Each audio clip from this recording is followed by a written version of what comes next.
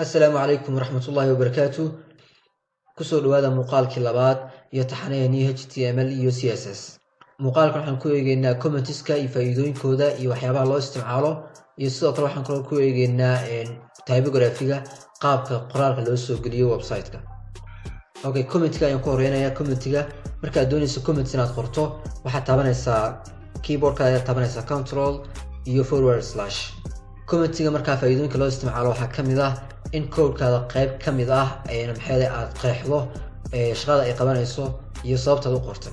taa oo haddii developero badan project-kaasi kaagala shaqeynayaan mustaqbalka u fududeynaysa inay fahmaan code-kaasi markaad qoraysay sababta aad u qortay iyo waxa uu ka shaqeynayo si fudud ay kugula fahmi doonaan. sidoo kale waxaa kaloo faa'iidooyinkiisa kamid ah marka aad doonayso code-kaada qayb kamid ah in aad maxay shaqo joojin aad ku samayso. tusaalahaan qayb kamid ah code-kaada ayaad doonaysaa inaana sii shaqeyn isla markaasi waxaad doonaysaa halkii aad masixi lahayd ayaad comment ku qabanaysaa oo waxaad ku samaynaysaa shaqo joojin ama howlgab ayaad ka dhigaysaa. okay, markaas si tusaalayaashaas comment-ga aan iskula aragno waxaan usii gudbi doonaa tusaalayaashaasna aan la isticmaali doonaa typography-ga. typography-ga laba hab ayaa qoraal usoo gelin kartaa website-ka. labada hab waxaa weeyaan inaad isticmaasho heading iyo inaad isticmaasho paragraph. heading-ku markaa wuxuu u kala baxaa ilaa iyo 6 heading 1 heading 2 ilaa iyo heading 6. okay, aan qoro marka hore heading-nada kadib ayaan sharxi doonaa.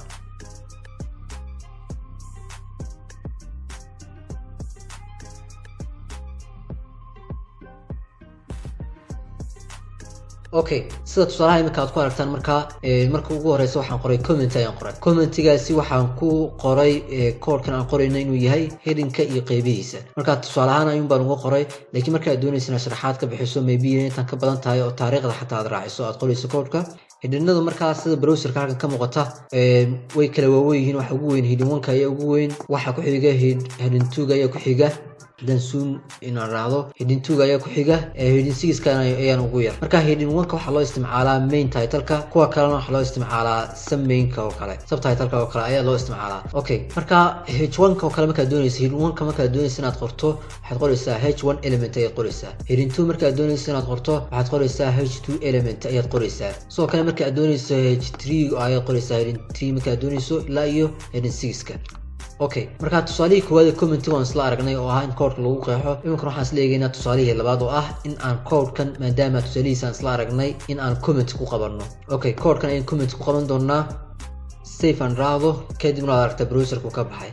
marka code-ka marka aadan doonayn inaad masaxdo isla markaasina aadan doonayn inuu sii shaqeeyo ayaa comment-ga aad ku qaban kartaa. faa'iidooyinka marka comment-gu leeyahay ay kamid tahay. okay, waxaan u gudbaynaa tusaalaha xiga ee qoraalka lagu soo gelin karo oo ah paragraph-ka. paragraph-ka marka aad doonayso inaad qorto waxaad taabanaysaa b tag ayaad taabanaysaa kadibna waxaad oranaysaa enter. okay, iminka waxaan doonayaa iyadoo text editor-ka uu caawinayo iyo waxaan doonayaa inaan qoro qoraal badan oo fake ah. marka si aan qoraalkaasi u generate gareeyo waxaan qori doonaa lorem kadibna waxaan qori doonaa iraade nambarada marka aan doonayo xarfaha aan doonayo hadday yihiin 10 ama hadday yihiin 100 aan iraado imika wala ayaan qori doonaa kadibna enter ama tab ayaan taaban doonaa. okay, save and raado sada aragtaan wuxuu ii generate gareeyay qoraal aad iyo aad u badan. okay, qoraalkan ayaan doonayaa markaa inaan tusaalayaal badan idinku tuso. code-ka markaa imika qoraalkan si uu u noqdo iyo code-kaba wax la aqrin karo oo qurux badan waxaan samayn doonaa iyadoo text editor-ka uu caawinayo. waxaan samayn doonaa right click kadibna waxaan samayn doonaa format document ayaan oran doonaa. sidoo kale waxaad qaban kartaa shift alt iyo f ayaad qaban kartaa keyboard-kaada. okay, code-ki wuxuu ka dhigay markaa wax la aqrin karo yaro qurux badan. okay, tusaalayaasha marka b-da ama b-tag ama paragraph-ka aan doonayo inaan ku tuso waxaa kamid ah tusaalaha koowaad oo ah strong. waxaa la isticmaalaa marka aad doonayso qoraalkaada qayb kamid ah in aad bold ka dhigto ama fartaad yara waaweynayso. okay, tusaalahaasi si aan u isticmaalno qoraalka intaas ayaan cut siin doonaa cut kadibna strong ayaan qori doonaa. keyboard-ka iyadoo i caawinayo maxay shortcut-ka ayaan wax taaban doonaa tabta. okay, qoraalka ayaan ku baas gareyn doonaa kadibna save ayaan siin doonaa.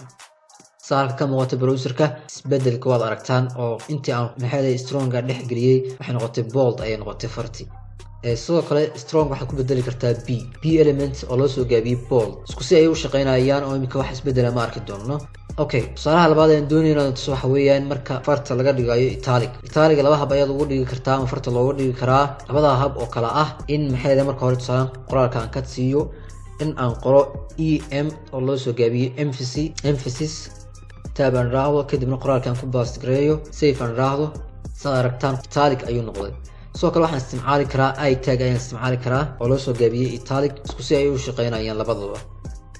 okay, tusaalaha kale ugu mudan ee badanaa la isticmaalo wax kamid ah small. marka aad doonayso qoraalkaada qayb kamid ah inaad far yar aad ka dhigto, tusaale ahaan qoraalkan oo kale aan ku sameeyo cut and rather small aan qoro kadibna bast, qoraalka qayb kamid ah ayuu ka dhigay small ayuu ka dhigay. sidoo kale tusaalayaasha kale la isticmaalo ama elementiga kale aan doonayna soo waxa weeyaan marker. marka aad doonayso qoraalka qayb kamid ah in aad marker aad mariso aad highlight gareyso, sida maxay wuxuu ka dhigi doonaa marka qalamaanta qoraalada lagu highlight gareeyo markerska oo kale ayuu highlight yellow ah ama huruud ah ayuu maxay saari doonaa. okay, waxaan qori doonaa marka mark. marar qaar waxa laga yaabaa inaan maxay aan ku caawinayn text editorka, sidaas darteed wada qori doonaa marka less than kadibna mark automatically saas si xiray. okay, qoraalkii aan soo kadgareeyay ayaan ku baas gareyn doonaa save and raacdo. qoraalkeeni qayb kamid ah ayuu highlight noo saaray. okay, tusaalaha kale aan doonayno inaan ku tuso paragraphka waxa weeyaan marka aad doonayso qoraalkaada qayb kamid ah in aad ka dhigto qoraal aan loo baahnayn oo kale, tusaale ahaan oo calaamad maxay aad dul saarto, xariiqin aad dul saarto. okay, tusaalaha baan tuso qoraalka intaas oo kale ayaan tusaale ahaan ka siin doonaa kadibna tusaalaha ayaan ku tusi doonaa. marka delete ayaa la yiraahdaa elementiga, waxaan isticmaali doonaa delete ayaan isticmaali doonaa. del ayaa loo soo gaabsaday ama loo soo gaabiyey internaado kadibna qoraalkii aan ku baas gareeyo save.